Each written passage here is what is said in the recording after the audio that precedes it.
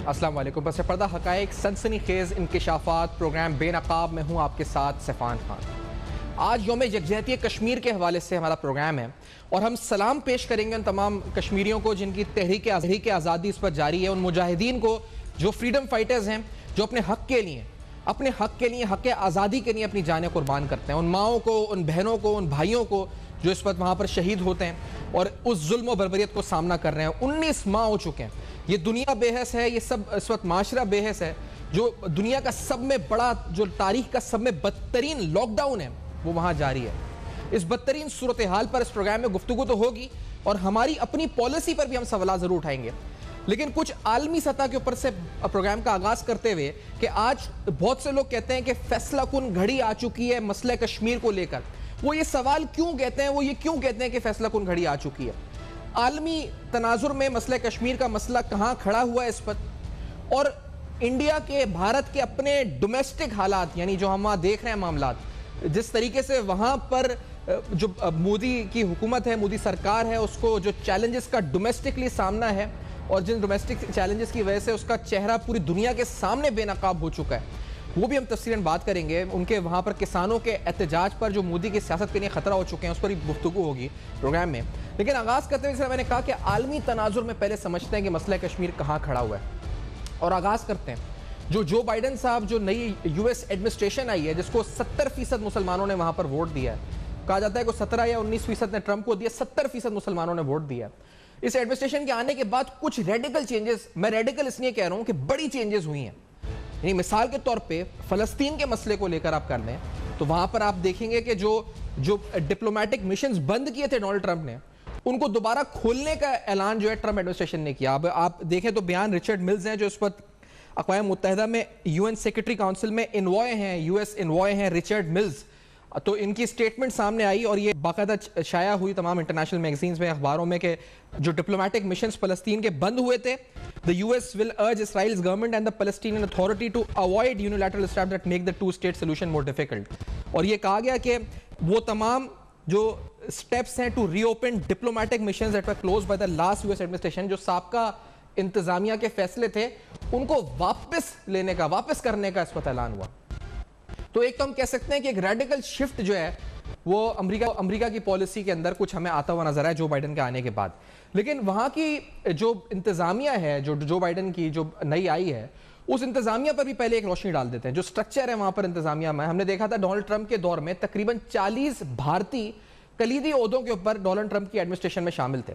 اگر اس دفعہ بات کی جائے تو تقریباً یہ تعداد گر کر 16 ہو چکی ہے جو بائیڈن کے دور میں.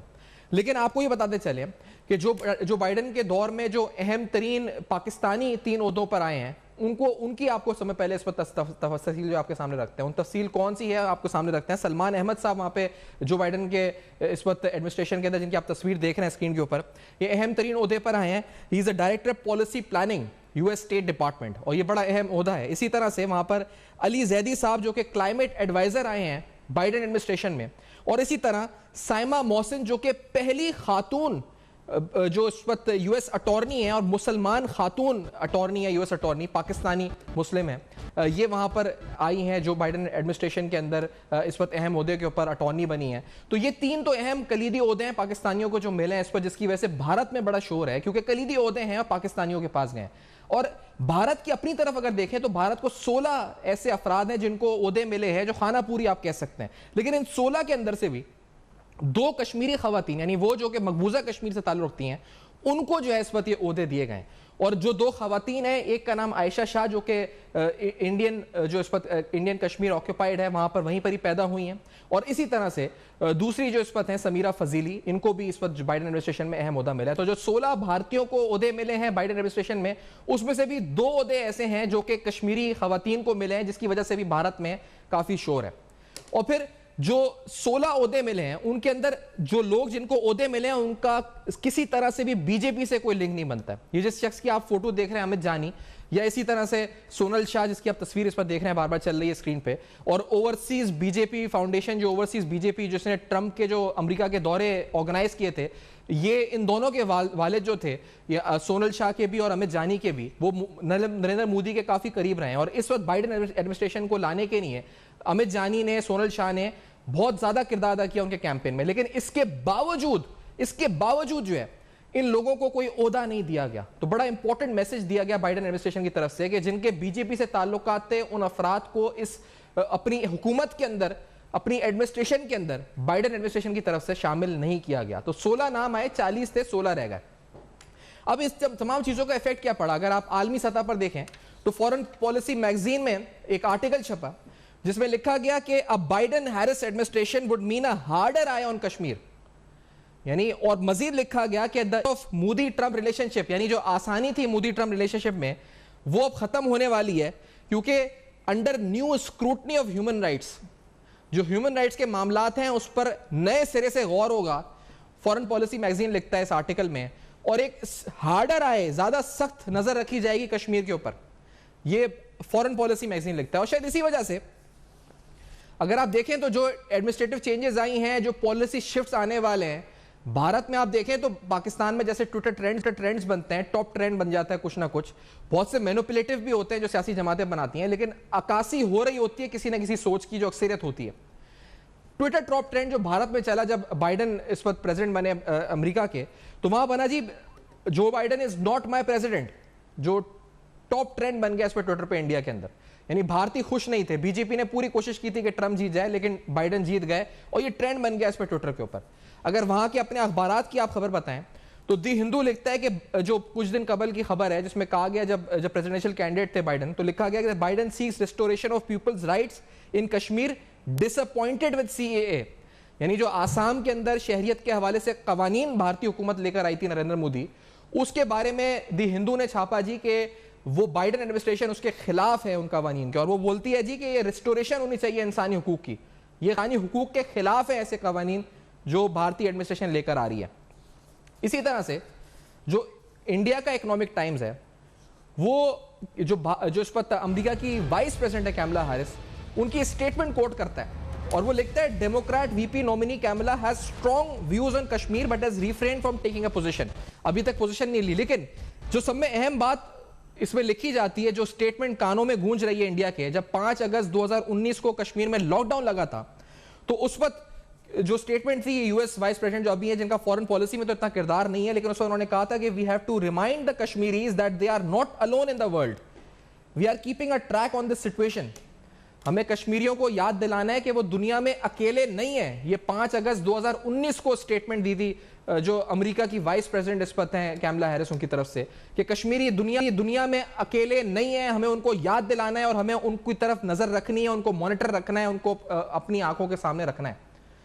تو یہ اسٹیٹمنٹ بھارت کے اخباروں میں بار بار چھپ رہی ہے، دی ہندو میں چھپ رہی ہے، اکنامک ٹائمز میں چھپ رہی ہے، جس سے لگ رہا ہے کہ بھارت کے اندر بوکھلاہٹ ہے. انٹرنیشنلی چینجز جو آئے ہیں مسئلہ کشمیر کو لے کر، بہت سے لوگ کہہ رہے ہیں کہ یہ ایک فیصلہ کن گھڑی ہے، اور جو ڈومیسٹکلی جو تحریک آزادی نے جس طرح سے مجاہدین اور فریڈم فائٹرز اس وقت بھارتی فوج کو بالخصوص سردیوں کے اندر جو اس وقت جو ان کو جس مخالفت کا سامنا کرنا پڑا ہے، جس شدت سے اس وقت یہ جنگ لڑی جا رہی ہے، تو اس پوری صورتحال کو سامنے رکھتے ہوئے اور انڈیا کے اندر جو اپنے حالات ہیں، اسے فیصلہ کہا جا رہا ہے. اس فیصلہ کن گھڑی کے اوپر مزید گفتگو ہوگی بے نقاب میں اس بریک کے بعد. ہمارے ساتھ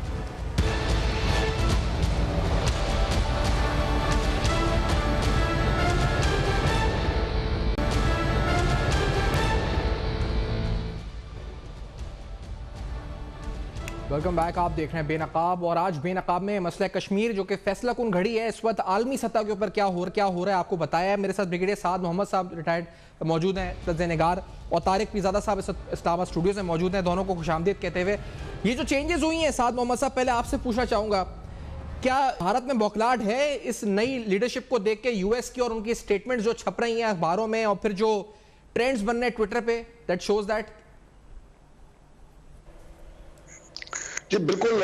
بھارت کے اندر جب سے یہ جنونی حکومت آئی ہے، خصوصاً مودی صاحب کی، جس طریقے سے وہ ہندوستان کے اندر غیر مسلموں کے ساتھ اور خصوصاً مسلمانوں کے ساتھ جو وہ سلوک کر رہے ہیں، یہ میرے خیال میں دنیا کی کوئی بھی مہذب قوم اس کو برداشت نہیں کر سکتی ہے، چاہے وہ امریکہ ہو، یورپ ہو، یا مشرق میں چین ہو، یا جو بھی ممالک ہوں. تو ایک حد تک جو ہے جو اس قسم کی بربریت اور ظلم ہوتا ہے، یہ وہ ایک حد تک لوگ برداشت کرتے ہیں. ایک حد سے جب بڑھ جاتی ہے، اور اس وقت میرے خیال میں کشمیر میں وہ ریڈ لائن کراس کر چکے ہیں کہ پچھلے 2 سال سے جس طرح سے کشمیریوں کو وہ جو ہے نشانہ بنایا جا رہا ہے، وہاں پر عورتوں کی بے حرمتی ہو رہی ہے، لوگوں کو قتل کیا جا رہا ہے، نہتے لوگوں کو قتل کیا جا رہا ہے، ایکسٹرا جوڈیشل کلنگز وغیرہ وہاں پر ہو رہی ہیں، بچوں کو مارا جا رہا ہے. تو میرے خیال میں بالکل دنیا کی جو وہاں پر کانشیس ہے وہ جاگے گی کسی ٹائم پہ، اور ہندوستان کے اوپر یہ فشار آئے گا کہ وہ کشمیر کا جو مسئلہ ہے وہ اس کو حل کیا جائے. اور اگر آپ نے دیکھا تو اس چند دن پہلے اقوام متحدہ کے جو سیکرٹری جنرل ہیں انہوں نے بھی کہا کہ کشمیر کا مسئلہ جو ہے وہ حل طلب ہے، اور انہوں نے اپنی ثالثی کی پیشکش بھی کر دی ہندوستان اور پاکستان کو کہ وہ مسئلہ حل کرے. لیکن اس سے بالتر ہو کے میں ایک بات کرنا چاہتا ہوں، اور وہ یہ ہے کہ چاہے مرضی جو دنیا آپ کی حمایت کرے، ضروری ہے حمایت، لیکن اس حمایت کے علاوہ بھی آزادی کے لیے خود لڑنا پڑتا ہے، اپنے حقوق لینے کے لیے لڑنا پڑتا ہے، اور ہمیں اس سے پیچھے نہیں ہٹنا چاہیے. اگر ہندوستان جو ہے اس کو جو قبضے کی جو قیمت ہے، جب تک اس قیمت کو ہم بڑھائیں گے نہیں، جب تک ہم اس کو پینفل نہیں بنائیں گے، اس کو درد نہیں محسوس ہوگا، میرے خیال میں ہندوستان اپنا وہ وہاں جو قبضہ ہے وہ نہیں چھوڑے گا. تو ہمیں ابھی کوئی تدبیر نکالنی پڑے گی کہ کس طرح ہندوستان کے لیے کشمیر میں جو اس نے قبضہ کیا ہوا ہے، یہ غیر اخلاقی قبضہ ہے، غیر قانونی قبضہ ہے، لوگوں کی امنگوں کے خلاف قبضہ ہے، اس کو کس طرح جو ہے وہ اس سے چھٹکارا حاصل کیا جائے. اور وہ میرے خیال میں جدوجہد ہے آزادی کی، اور ہندوستان کے لیے پینفل بنانا ہے اس کی آکوپیشن. ہندوستان کے اندر سے بھی آوازیں ابھی اٹھنا شروع ہو گئی ہیں، ایسے لوگوں کی آوازیں شروع ہونے چاہیے جس کی آوازیں ہندوستان میں سنی جاتی ہے کہ یہ ہندوستان نے جو پالیسی اختیار کی ہے کشمیر میں، اس سے کشمیری جو ہے وہ ہندوستان کے نزدیک نہیں آ رہے ہیں بلکہ مزید دور ہو گئے ہیں. تو میرے خیال میں ابھی وہ ایک فیصلہ کن، جیسے آپ نے بات کی تھی، ایک فیصلہ کن وقت آ گیا ہے، ہمیں فیصلہ کرنا چاہیے، ورنہ پوسٹیرٹی ہمیں معاف نہیں کرے گی کہ ایک موقع ملا تھا پاکستان کو، ہمیں 1962 میں ایک موقع ملا تھا، ہم نے گنوا دیا تھا، ایک موقع اب ہے ہمارے پاس، اور میرے خیال میں اس موقع کا فائدہ اٹھانا چاہیے تاکہ کشمیر کا یہ جو مسئلہ ہے وہ کسی نہ کسی طریقے سے حل کی طرف جائے، کیونکہ یہ ظلم اور نہیں چلنا چاہیے. صحیح. اور طارق مرزا صاحب آپ سے پوچھوں گا سوال اس پر ہی، کیونکہ جو ہم نے ایڈمنسٹریٹو چینجز دیکھی ہیں بائیڈن انتظامیہ میں، پاکستانی آئے ہیں اہم عہدوں پہ، بھارتیوں کو کیا ہوا ہے، اس پہ کمنٹ لوں گا. لیکن پہلے میں پی ڈی ایم نے جو آج موقف دیا ہے، جو موجودہ حکومت کی پالیسیز ہیں ایک مسئلہ کشمیر کو لے کر، اس پر تنقید کی ہے پی ڈی ایم کی طرف سے، جو امپورٹنٹ لیڈرشپ نے بولا ہے وہ سنتے ہیں، پھر طارق صاحب کا کمنٹ لیتے ہیں. کیا کہا ہے؟ لیٹس ہیئر دس. کسی ڈکٹیٹر کے بھی دور حکومت میں بھارت کو یہ جرت نہیں ہوئی کہ کشمیر کو اٹھا کے اپنے نام کر دے. یہ سیاہی بھی پاکستان تحریک انصاف کے منہ پر ملی گئی ہے. کشمیری عوام یہ سوال کرتے ہیں، جواب دو عمران خان. مودی کا غیر جمہوری طریقہ کار کو جواب دینا ہے تو ہم ان کو کسی کٹپتلی سے، کسی سلیکٹڈ سے جواب نہیں دے سکتے.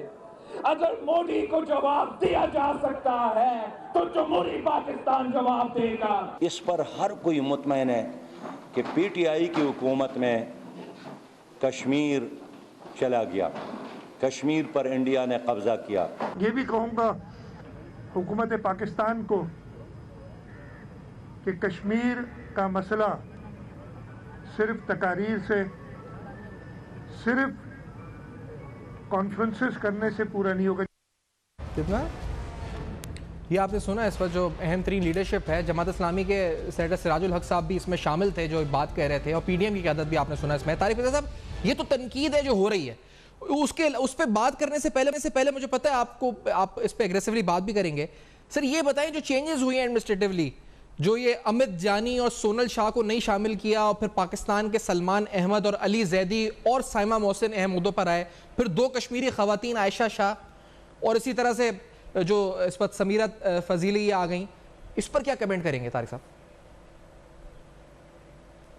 دیکھیں سیفان، میں نے آپ کا انٹرو بڑے غور سے سنا ہے، اور میں اس کی بہت سی باتوں سے، اور جو نمائندگی کا تناسب ہے مختلف قومیتوں اور گروہوں کا امریکہ میں وائٹ ہاؤس کے اندر اور اسٹیٹ ڈپارٹمنٹ میں، وہ اپنی جگہ ایک حد تک ٹھیک ہے.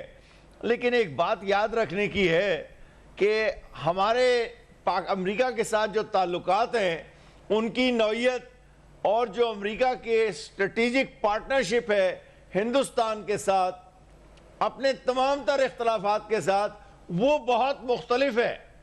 چنانچہ میں آپ کو یاد دلاتا ہوں کہ جین ساکی نے جو کہ وائٹ ہاؤس کی پریس سیکرٹری ہیں, وہ پہلے اسٹیٹ ڈپارٹمنٹ میں ہوا کرتی تھی پچھلی سے پچھلی انتظامیہ میں, ان سے ایک ہندو صحافی نے وہاں سوال کیا ان کے دوسرے دن اس نئی ایڈمنسٹریشن کے انتظامیہ کے آنے کے بعد کہ امریکہ کے بھارت کے ساتھ کیسے تعلقات ہوں گے. تو اس نے کسی ذہنی تحفظ کے بغیر سیدھا ایک جواب دیا کہ آنے والے دنوں میں بھارت کے ساتھ ہمارے تعلقات مزید مضبوط ہوں گے. تو یہ بنیاد ہے ہندوستان اور امریکہ کے تعلقات کی, جس کی بنیاد اسٹریٹجک پارٹنرشپ پہ ہے, تصویراتی بنیاد ہے, دفاع سے لے کے تعلیم تک اور سیکیورٹی سے لے کے ٹیکنالوجی کی ٹرانسفر تک, سرمایہ کاری تک ایک جہان ہے جسے اسٹریٹجک پارٹنرشپ کہتے ہیں. دوسری بات یہ ہے کہ پاکستان کے ساتھ اگرچہ افغانستان کا مسئلہ امریکہ اور پاکستان اور افغانستان کے درمیان افغانستان کا مسئلہ ایک مشترک بندھن تو ہے, لیکن یہ اسی وقت تک ہے جب تک یہ مسئلہ حل نہیں ہوتا. مئی یا اس کے بعد 1-2 اور مہینے یا 4 مہینے جب طالبان اگر ذرا سی دانش مندی کا مظاہرہ کریں تو امریکہ سے بہت جلدی جان چھوٹ سکتی ہے. اور وہ مشرف کا جو فلسفہ تھا, اور میں مشرف کی سب باتوں کا مخالف نہیں ہوں کہ جناب یہاں پہ امریکہ کو رہنا چاہیے, اور اب بھی کچھ نہ کچھ حضرات یہ فرماتے رہتے ہیں, اس سے زیادہ پاکستان کے لیے نقصان دہ خوفناک حد تک اس کے دفاع کے لیے کوئی بات نہیں کہ امریکہ یہاں اپنے 100 فائٹر پلینز اور 5-7 ہزار فوجیوں کے ساتھ مختلف اڈوں پر قائم رہے. تو یہ آپ جلد از جلد اس مسئلے کو حل کریں اور ان کو تو جانے دیں. لیکن جہاں تک کشمیر کا مسئلہ ہے اس میں وہ ایک انسانی حقوق کی بات تو بائیڈن ایڈمنسٹریشن کرے گی, اور وہ بیانات بھی ٹونی بلنکن جو سیکرٹری آف اسٹیٹ ہیں وہ دیتے رہیں گے کہ ہمیں تشویش ہے, یہ ہے وہ ہے. لیکن آپ نے کل کی جو بہت بڑی فارن پالیسی کی تقریر تھی جو بائیڈن کی, میں نے اس کو بڑے غور سے براہ راست سنا رات کو, اور آپ نے بھی سنا ہوگا اور باقی حضرات نے بھی. اس میں جنوبی ایشیا کے مسائل جو ہیں وہ اس کے بائیڈن کے مسائل میں شامل نہیں ہیں. بائیڈن کا پہلا مسئلہ کرونا کا مسئلہ ہے جس سے امریکہ تباہ ہو رہا ہے. بائیڈن کا دوسرا مسئلہ مغربی یورپ اور بحر الکاہل کے ممالک کے ساتھ جو اتحاد ہے اس کو ترجیح دینا ہے. تو یہ تیسرا مسئلہ جو تھا جو وسط ایشیا میں جو مشرق وسطیٰ میں اخلاقی بنیاد پر, اور میں اس سے اختلاف کرتا ہوں بائیڈن پالیسی سے, جو انہوں نے یمن کے مسئلے پر. یہ تو آپ نے اسٹریٹجک ریلیشن شپ پر روشنی ڈالی ہے. مجھے اب جو تنقید یہاں پر حکومت پر ہوئی ہے, آج جو سٹیٹمنٹ بھی آئی ہے, میں اس پر آنا چاہ رہا ہوں. لیکن اس بریک کے ہم بات کریں گے کہ پاکستان کی حکمت عملی یہاں سے کیا ہونی چاہیے. اس بریک کے بعد ہمارے ساتھ رہے گا.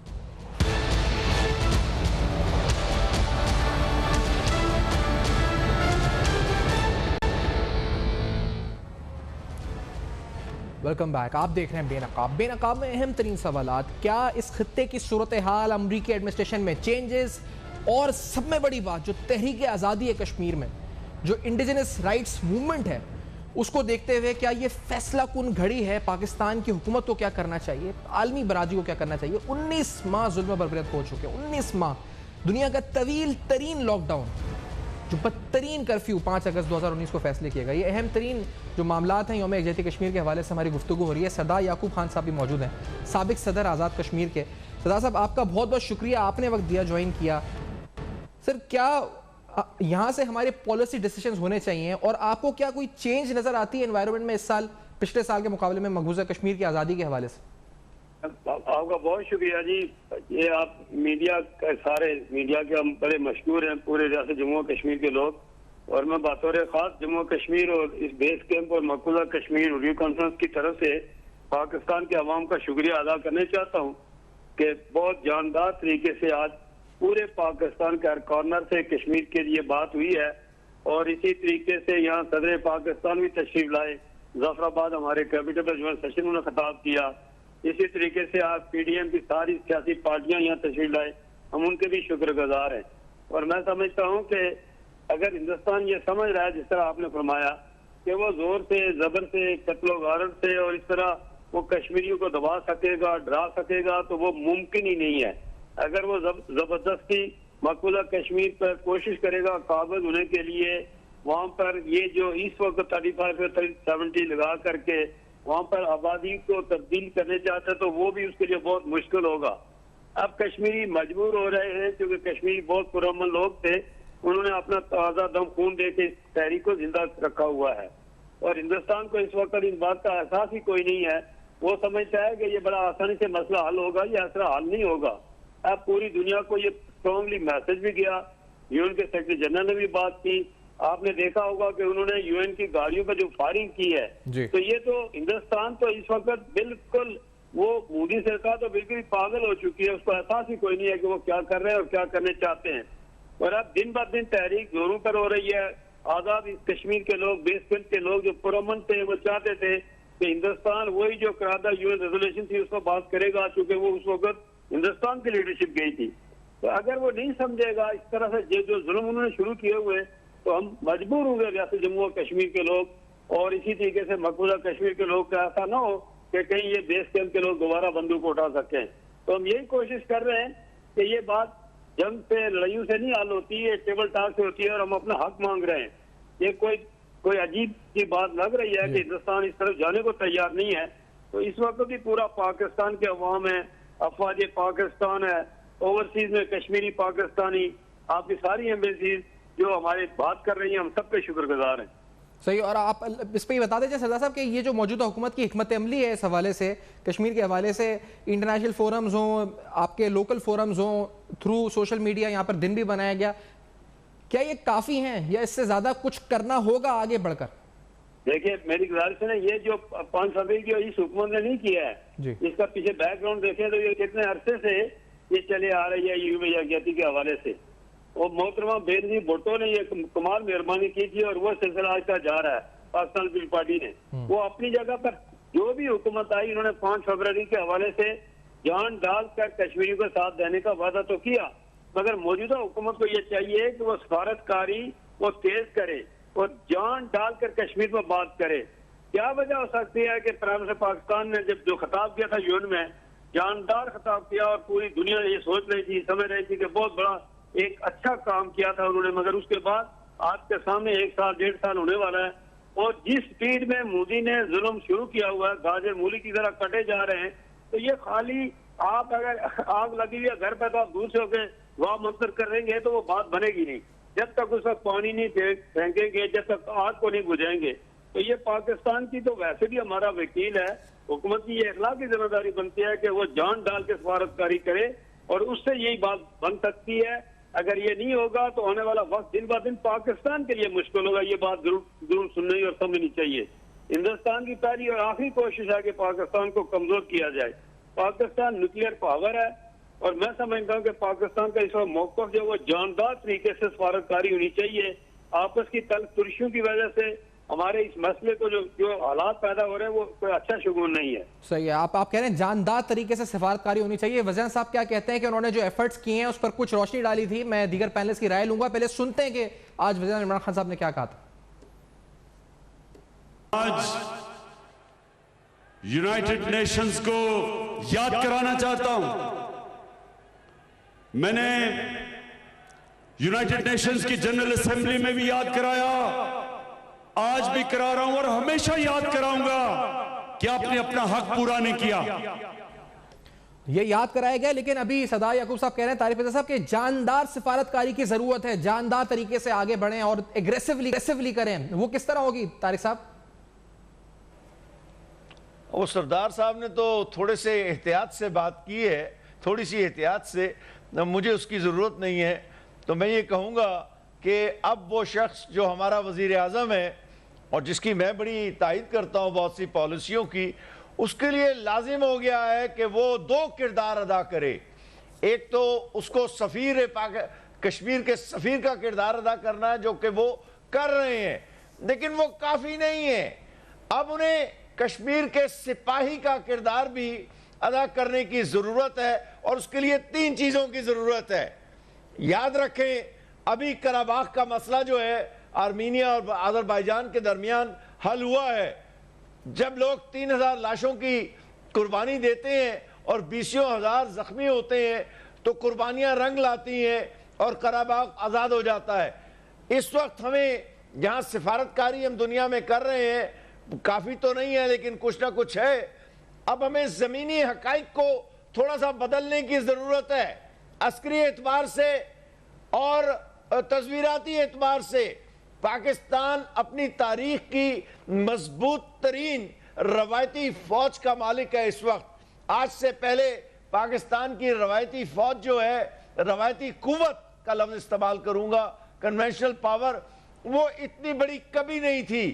ہمارے آرمر سے لے کر ہماری مسل فورسز سے لے کے ہماری ایئر فورس کی ٹریننگ، اور آنے والے دنوں میں جو اس میں اضافے ہو رہے ہیں، ایویکس کے فلیٹ، اس طرح ہماری نیوی 2023 تک بہت زبردست پوزیشن میں آ جائے گی، اور ہم A2AD کی جو نظریہ ہے اس پر عمل درآمد کرا کے ہندوستان کو سمندروں میں بھی روک سکیں گے۔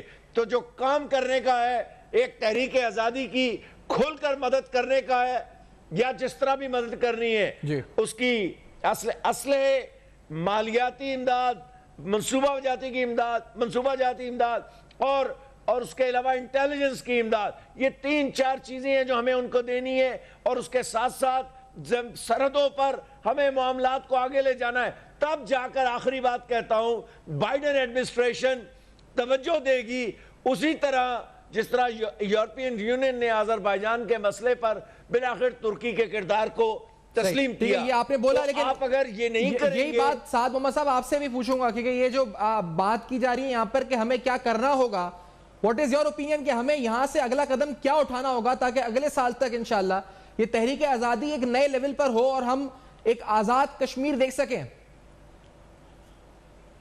دیکھیں، یہ جو تقاریر ہیں اور اقوام متحدہ میں جانا ہے یا بائیڈن ایڈمنسٹریشن میں کتنے لوگ آگے کتنے لوگ چلے گئے ہیں، یہ ضروری ہے۔ میں یہ نہیں کہتا ہوں کہ اس کی ضرورت نہیں ہے، اس کی بالکل ضرورت ہے جی، لیکن آپ اگر تاریخ پہ نظر ڈالیں، باقی اقوام کو دیکھیں کہ کس طرح آزادی حاصل ہوتی ہے، وہ اس طریقے سے نہیں ہوتی۔ جب ایک ظالم قسم کا وہ ہو، قابض ہو، آپ الجیریا کو دیکھ لیں کہ کس طرح الجیریا نے اپنی آزادی حاصل کی ہے، اس طرح ویتنام میں آپ دیکھ لیں کہ دو قوتوں فرانس اور کیا نام ہے یونائٹڈ اسٹیٹس سے انہوں نے کس طرح چھٹکارا حاصل کیا۔ تو یہ ایک جنگ ہے، آپ کو اپنا آزادی کا جو حق ہے وہ چھیننا پڑتا ہے، وہ ایسے کوئی آپ کو پلیٹ میں نہیں دے گا کہ وہ آپ کو دے گا۔ ابھی اس کے جو اگر آپ نے ہندوستان کو اس کی قیمت بڑھانی ہے، جو قبضے کی قیمت ہے اس کو بڑھانا ہے، ہندوستان کے لیے پینفل بنانا ہے اس کی آکوپیشن کو، تو اس کے لیے وہاں پر ایک جو آزادی کی موومنٹ ہے، کو کیا کہتے ہیں اس کو، ملیٹنٹ موومنٹ ہے، آپ اس کو جب تک نہیں چلائیں گے تو میرے خیال میں اس کو آزادی حاصل نہیں ہو سکتی ہے۔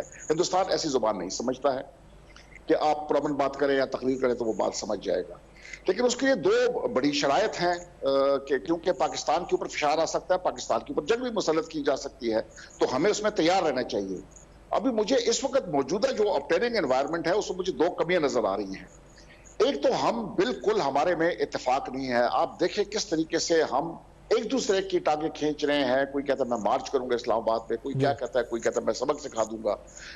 اگر یہ ہماری حالت رہی تو کشمیری کس طرح ہمارے اوپر اعتبار کریں گے کہ یہ آپس میں لڑ مر رہے ہیں، تو یہ ہماری کیا مدد کریں گے؟ تو سب سے پہلے ہمیں ایک انٹرنل سٹیبلٹی چاہیے، جب تک انٹرنل سٹیبلٹی نہیں ہوگی ہم ایکسٹرنل فرنٹ پہ کمزور رہیں گے۔ دوسری بات ہے ہماری معیشت کی، معیشت ہماری دن بدن گرتی جا رہی ہے۔